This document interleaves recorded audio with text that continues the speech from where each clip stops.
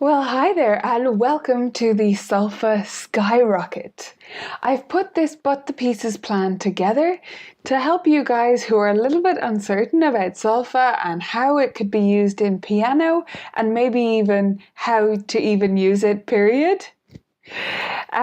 To help you guys to put it into action in your lessons that in a way that is completely manageable for you and doesn't require any specialist training, because it really doesn't. It's just music, but it's a great tool to have at your disposal and at your students' disposal as they work through their studies. So this 6-week plan, it's a But the Pieces plan, so it's designed to be used around your other repertoire, other stuff you're working on with your students, taking about 15-20 minutes out of your lesson time to do something that little bit extra to help improve your students' theory and also their creativity along the way.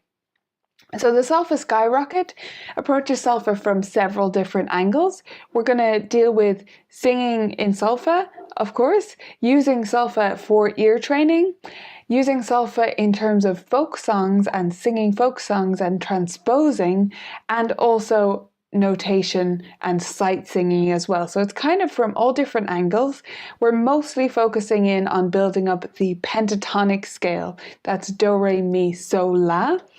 We start with this when we're working in solfa most of the time because it's the most natural scale actually to sing, and a lot of music, especially folk music and traditional music, is actually based off the pentatonic. It doesn't use the full major scale, it doesn't use ti and fa.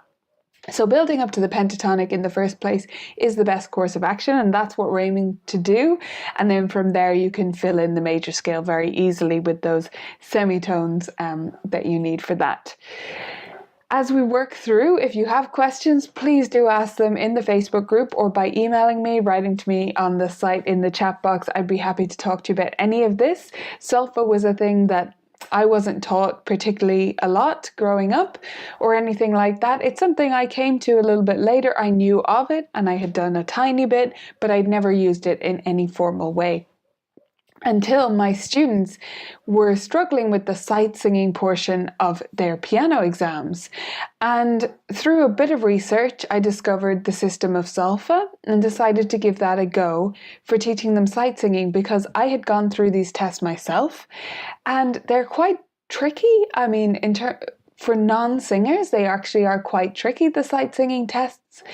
And I had struggled with them as a student. So I decided to conquer this for my own students to solve this problem. And we did it using solfa, and it was so fantastic. And then I started discovering all these other ways to use this vocabulary for singing and for understanding music. It really makes a massive difference, and it just makes things so much more comprehensible than talking about scale degrees as numbers or letters or anything.